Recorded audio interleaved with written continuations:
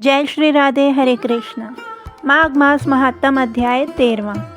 पिछले अध्याय में हमने श्रवण किया था कि विकुंडल अपने भाई को नरक से छुड़ाना चाहता था और यमदूत उसे कहते हैं कि यदि तुम अपने पुण्य दे दो तो वह छूट जाएगा।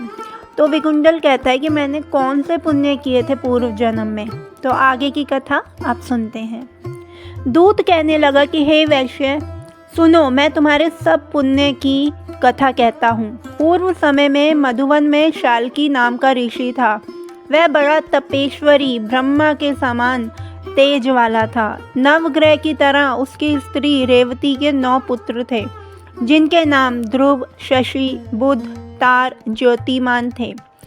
इन 5 ने गृहस्थ आश्रम धारण किया तथा निर्मोह, जितमाय, ध्याननिष्ठ और गुणातग ये 4 पुत्र इन्होंने संन्यास ग्रहण करके वन में रहने का निश्चय किया।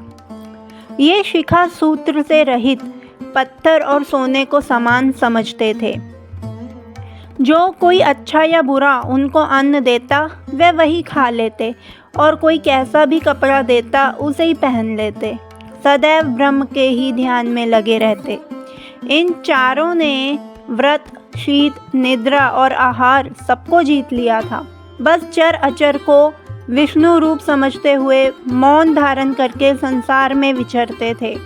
ये 4 महात्मा तुम्हारे घर आए।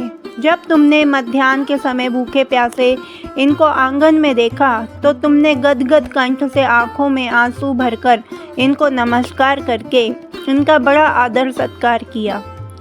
इनके चरणों को धोकर बड़े प्रेम से तुम इनसे कहने लगे कि आज मेरे अहोभाग्य हैं, आज मेरा जन्म सफल हुआ, मुझ पर भगवान प्रसन्न हुए, मैं सनाथ हुआ, मेरे माता पिता, पत्नी, पुत्र, गऊ आदि सभी धन्य हैं जो आज मैंने हरि के सदृश आपके दर्शन किए। सो हे वैश्य, इस प्रकार तुमने श्रद्धा से उनका पूजन किया और चरण धोकर जल को मस्तक से लगाया। फिर विधि पूर्वक इनका पूजन करके तुमने इन सन्यासियों को भोजन कराया।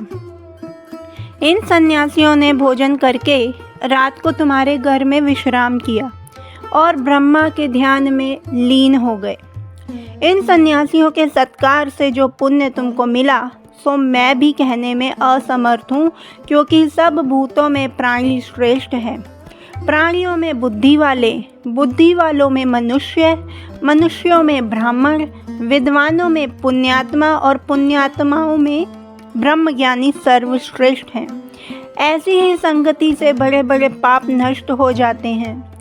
यह पुण्य तुमने अपने पहले 8वें जन्म में किया था। सो यदि तुम अपने भाई को नरक से मुक्त कराना चाहते हो तो ये पुण्य दे दो।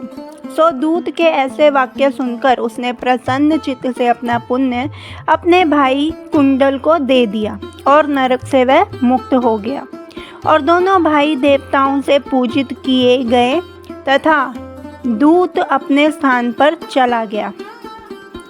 इस प्रकार वैश्य के पुत्र विकुंडल ने अपना पुण्य देकर अपने भाई को नरक की यातना से छुड़वाया।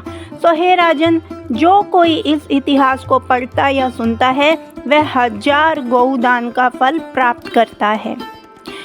तो आज की कथा यहीं संपूर्ण होती है। जय श्री राधे।